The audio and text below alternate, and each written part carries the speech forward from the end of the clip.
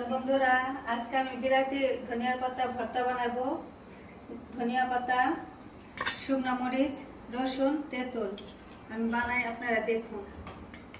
প্রথমে আমি রসুন শুকনো মরিচ বেটে নেব। এখন আমি পাতা দিয়ে দেব।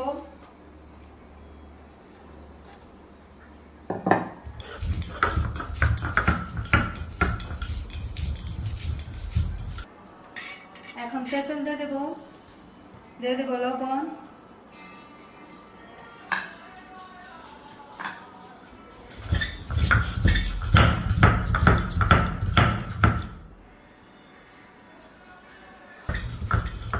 উঠিয়ে নেব।